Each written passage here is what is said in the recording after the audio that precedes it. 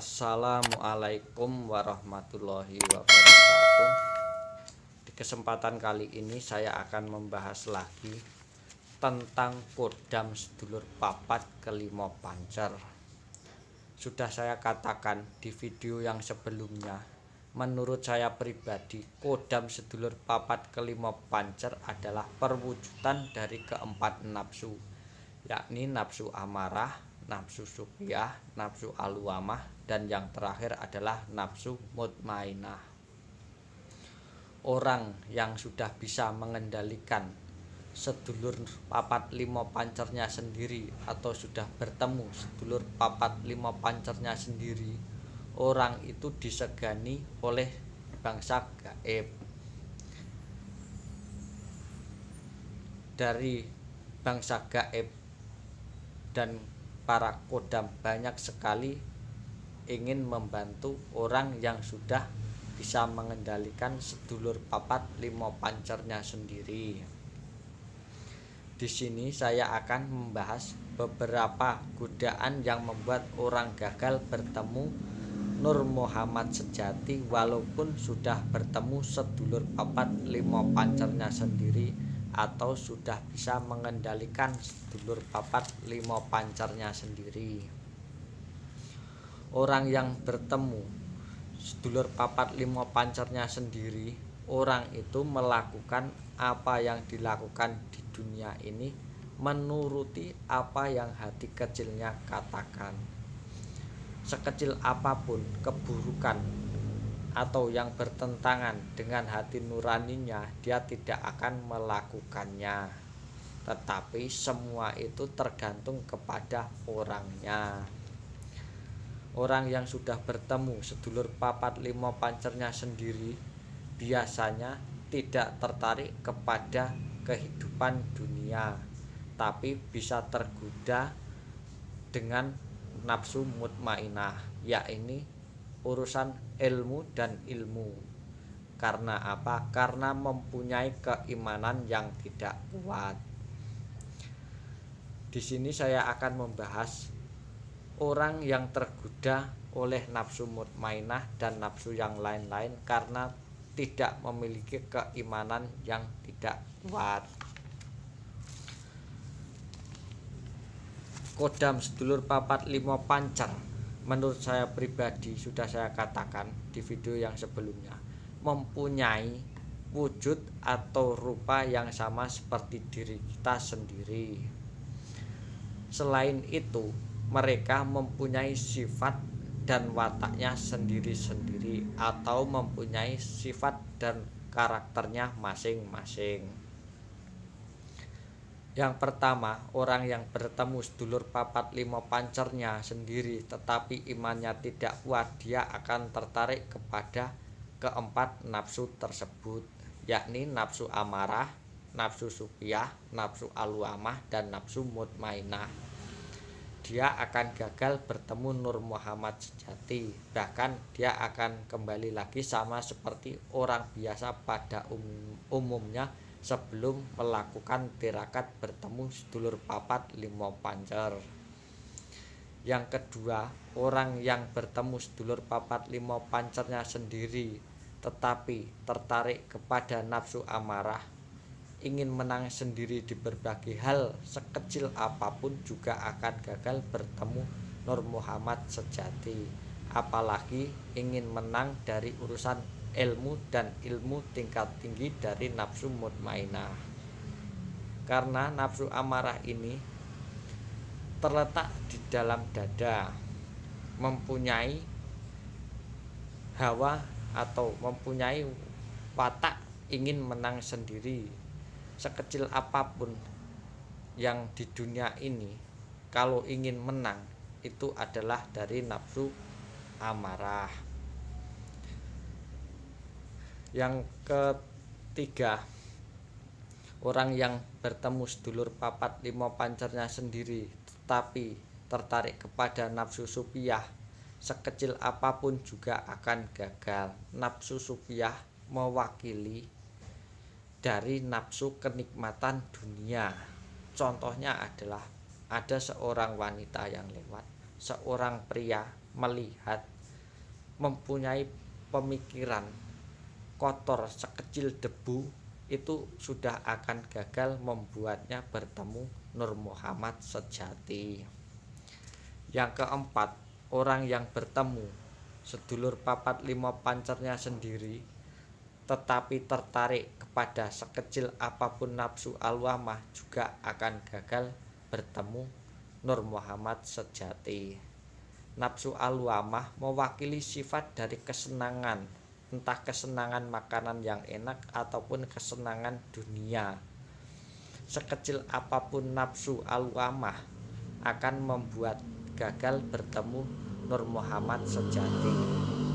Nafsu alwamah ini juga bisa dikatakan sangat berat karena kita hidup di dunia harus makan.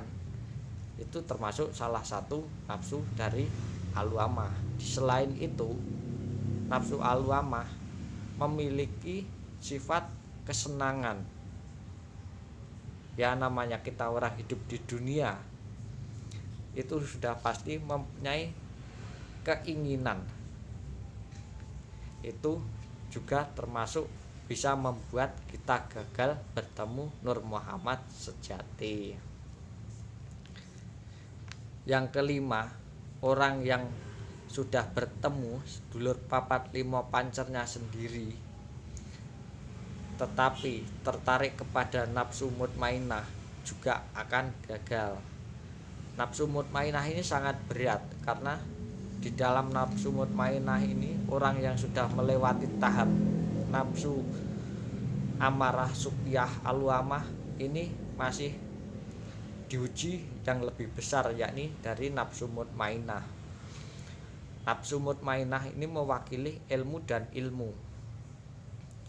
Sudah bertemu sedulur papat lima pancer, sudah bisa mengendalikan nafsu amarah, nafsu suqyah, nafsu alwamah. Nah, nafsu mutmainah ini yang paling berat. Orang di dunia ini sudah melewati berbagai godaan dan rintangan. Nafsu mutmainah ini menyuguhkan yang di luar nalar manusia. Nafsu mutmainah urusan ilmu tergolong tingkat tinggi. Contoh ilmu dari nafsu mutmainah adalah segoro geni, saipe angin, wancasona, waringin sungsang, dan lain-lain. Kenapa? Nafsu mutmainah ini juga akan membuat gagal karena nafsu mutmainah mewakili ilmu dan ilmu.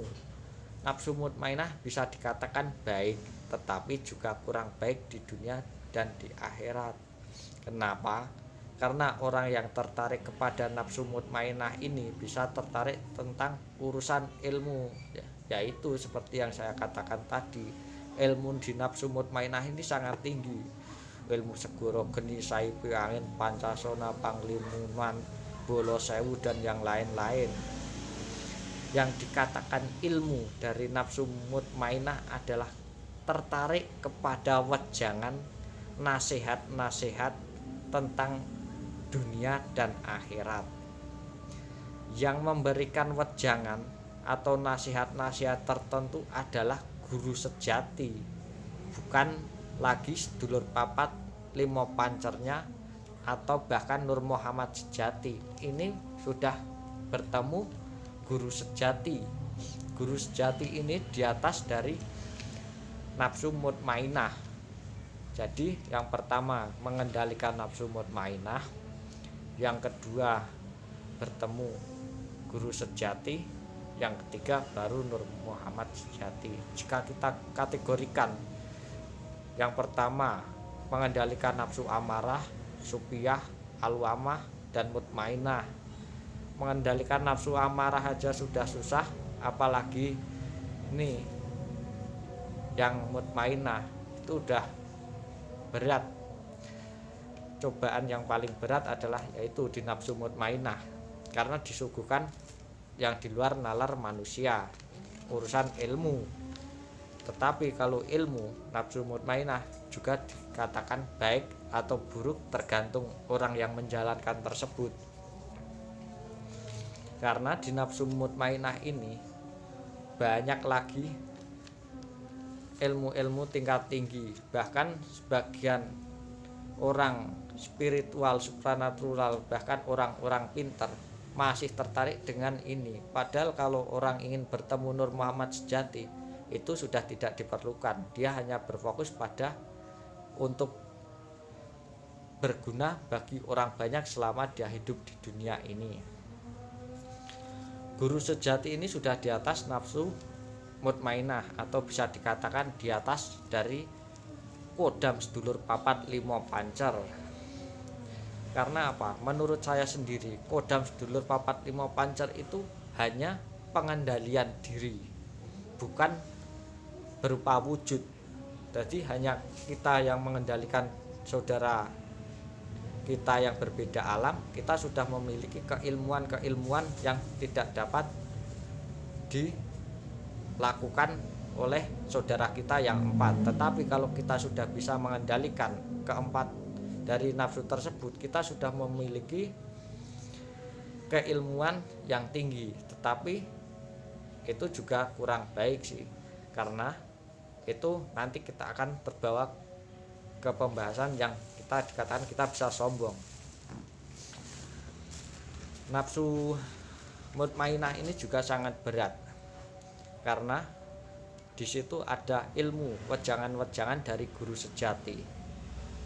Guru sejati juga masih harus dilawan. Supaya apa? Supaya kita dapat bertemu dengan Nur Muhammad sejati.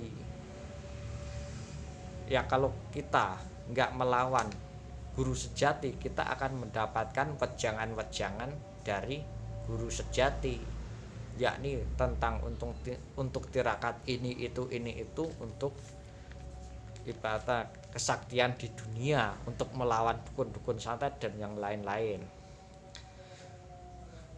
Guru sejati terletak di dalam hati nurani, bertempat tinggal di dalam hati nurani yang paling depan. Sedangkan Nur Muhammad sejati terletak di dalam hati nurani yang paling belakang atau terakhir atau yang paling dalam. Jika orang sudah bertemu Nur Muhammad sejati, itu sudah tidak perlu melakukan yang lain-lain seperti puasa,